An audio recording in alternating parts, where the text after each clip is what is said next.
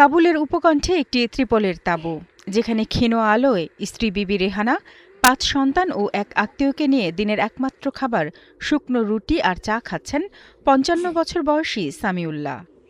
Iran ও পাকিস্তান থেকে গত ১ বছরে যাদেরকে আফগানিস্তানে জোরপূর্বক ফেরত পাঠানো হয়েছে, সামিউল্লাহর পরিবার তাদেরই একজন। ইরান থেকে রাতারাতি তারা এসে ঠাঁই নেন এই অস্থায়ী তাঁবুতে। আমরা বাধ্য হয়ে এখানে থাকছি। বাতাস আর বৃষ্টি এলে বাচ্চাদের শক্ত করে ধরে রাখি। ঠান্ডায় তারা কাঁদে, কিন্তু আমাদের কিছু করার নেই। ফেরার পর থেকেই পরিস্থিতি আরও খারাপ হচ্ছে বলে জানান সামিউল্লাহ। কোনো সময় টানা ২ দিন না খেয়েও থাকতে হয়েছে। একবার আমার কাছে মাত্র ৫০ আফগানি ছিল। ওই টাকায় শুধু বাচ্চাদের জন্য রুটি কিনেছিলাম। নিরাপত্তা ও সম্পদের সংকট দেখিয়ে ইরান ও পাকিস্তান থেকে ২৫ লাখের বেশি আফগানকে ফেরত পাঠানো হয়েছে।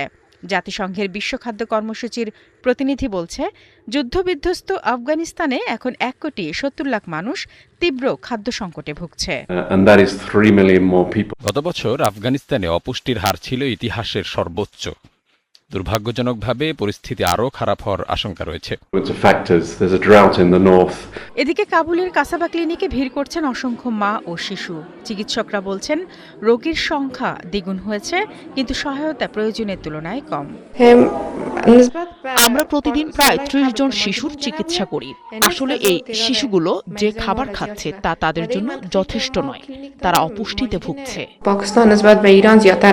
২০২১ সালে আন্তর্জাতিক বাহিনী প্রত্যাহারের পর তালেবান ক্ষমতা নেয়। এরপর থেকেই দেশজুড়ে অর্থনৈতিক সংকট আরও তীব্র হয়।